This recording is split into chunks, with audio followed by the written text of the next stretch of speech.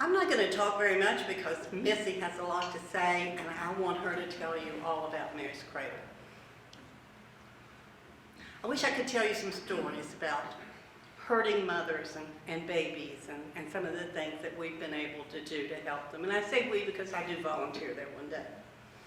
So, Missy Franklin, Melissa Franklin, but we call her Missy, and that's what she wants to be called.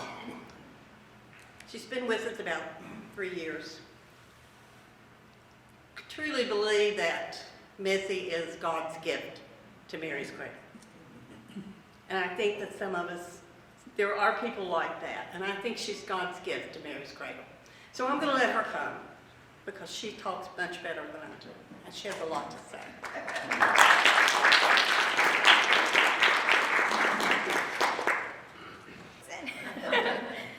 Get past all the doodles, and then I've got a few notes. I want to start by apologizing for my voice, that my allergies have been acting up lately, so I don't normally sound like this, but lucky for me today I do. First I want to say thank you guys so much for allowing me the opportunity to be here. Judy has told me so many wonderful things about so many of you, and it's really nice to be able to put a face to the name. She really thinks very highly of all of you. So I knew I was coming into good company tonight, but my table has proved it to me. You guys are really nice and welcoming, and I appreciate it. Like Judy said, Mary's Cradle's a nonprofit maternity and infant community outreach center. We used to be called Resource Center, but we are so much more than just resources, physical needs, and things like that. Our goal is to reach out to the community, not only to meet their physical needs, which are many, but also their spiritual needs. We want to be there not just to give you a diaper, but to also offer you prayer if you need it, or somebody to talk to. And so we're an outreach center, excuse me. We primarily serve Mercer, McDowell, Wyoming, Raleigh, and Tazewell, Virginia. And like Judy said, it's been for 27 years now. I started to write this and I was like, surely it's over 25 years, because not too long ago we did our 25-year campaign, and then I realized, wait a second, I think COVID stole the last couple of years and I don't remember then. Some of the services that we include are maternity clothes, pregnancy and parent resource books, newborn layouts, like what you see right here. Each mom who's expecting a newborn will receive this. It doesn't matter how many children she's had, she'll get this. It's got diapers, wipes, all of the necessities for at least the first few weeks, clothes up to 3 to 6 months, and blankets. It's got a new mom hygiene bag, hygiene items for the baby, and a Bible. We also provide diapers on a monthly basis, wipes, formula, and I'm not sure if you guys are familiar with the formula recalls that have affected the whole United States right now, but it has really affected our clients. I have moms call me every time I'm there, or send us messages on our Facebook page, and they are terrified because they go in the stores. If you walked into a store right now and went to the formula aisle, chances are there's not going to be very much formula, or there may be certain types of formula, but there's been a major recall lately. Thankfully, we had quite a bit of formula in stock at the time because we have a partnership with WIC. But unfortunately, Judy was there the day that I had found out about the recall, and we pulled out a table and pulled every bit of formula we had off the shelves and had to check it, and I have boxes and boxes in the office that just can't be used. So I have mothers calling me almost in a panic and asking if I have certain formulas, for example, Similac sensitive. And I do have it. I have quite a bit of it, but it's been recalled, so I can't give it to them. So, but that's one service we provide is formula, baby food and cereal, infant and toddler clothing. We have, it's almost like a consignment shop when you come into Mary's Cradle, and that's what I thought the first time, but everything's free. And so what we do with the clothing when we get it in is we wash it and dry it. thanks to you guys and the grant we received from you, we have a wonderful washer and dryer now, much bigger. We can wash huge loads, and maybe sometimes they think they're a little too big because several volunteers can't reach the bottom of our washer. So we have one of the little, I can't remember what Sarah calls it. She calls it a grabber above our washer now so that they can grab the things out of it. I've joked several times that there are a few volunteers that are just a little on the short side. I said we're going to walk in one day and just see their feet sticking out of the washer.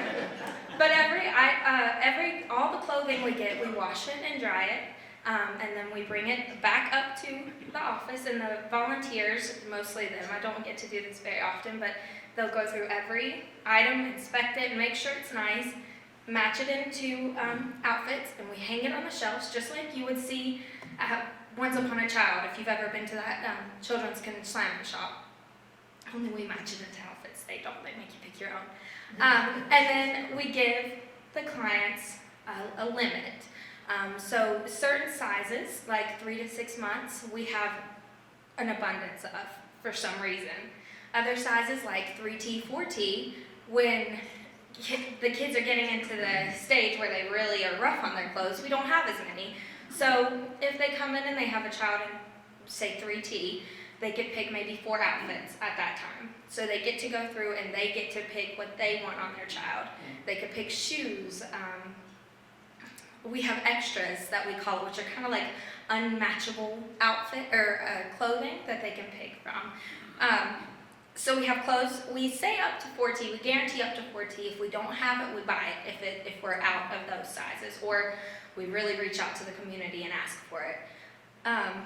But we do carry the bigger sizes because we market ourselves to preschool age, up to preschool age. And my preschooler was in size 6X because she was so tall. So I like to keep those bigger sizes. We do have some that could probably fit up to late elementary, almost even early middle school. And if we have room, we keep as much of that as we can. We have books, toys, baby equipment. If you walked into our layette room right now, you probably wouldn't be able to walk very far because we are stuffed full of baby bouncers and strollers and exercisers, things like that. And it's all free to the community. If you have that need and we have the resources to meet it, we're going to do so.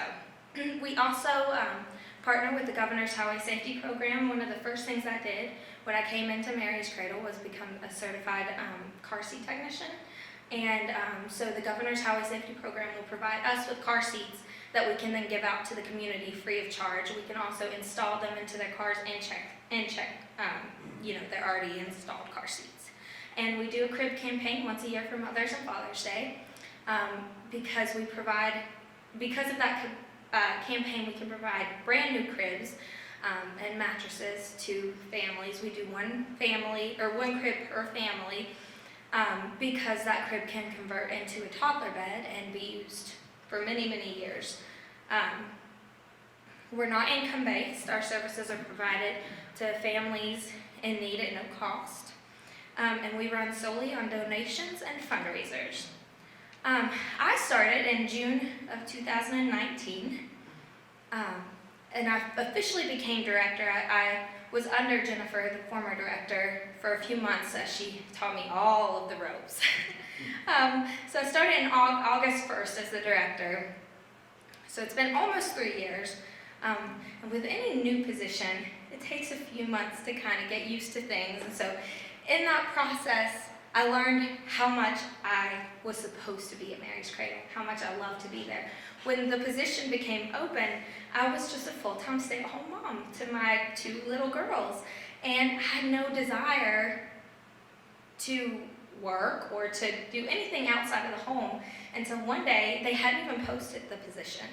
And my mom, who works at the WIC office, had somebody who worked with her had talked to Jennifer, the previous director, and she told him they were leaving, and just so happened my mom came and told me about it. And it was just like God put things in place, just step by step by step. And I remember I'm not a crier, I'm not a very emotional person, but at my interview, I could not stop crying. I couldn't get it out how much I felt God's pull to be with Mary's Cradle. And then after those first few months, it was like, I understand now, God. I know why you pulled me away from my home and put me here. I get emotional when I think about it. But so I had 6 good months of normal, but not really normal, because I was trying to learn all of the things, and there are lots of things with Mary's Cradle.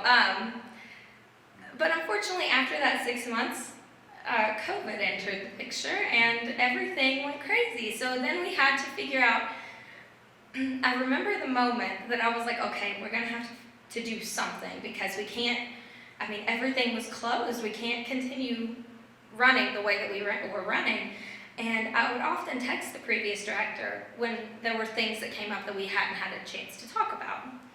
And our policy for the office, when it's closed or when it's open, is we base our schedule on our local school district, Mercer County. And so if Mercer County's closed, we're closed, and so on. So I remember the day I woke up and I found out that the kids were out of school. And I said, so what is the policy on what's Mary's Cradle schedule when school is closed because of a pandemic? And she was like, well, we've never dealt with that before. And I thought, well, yeah, okay.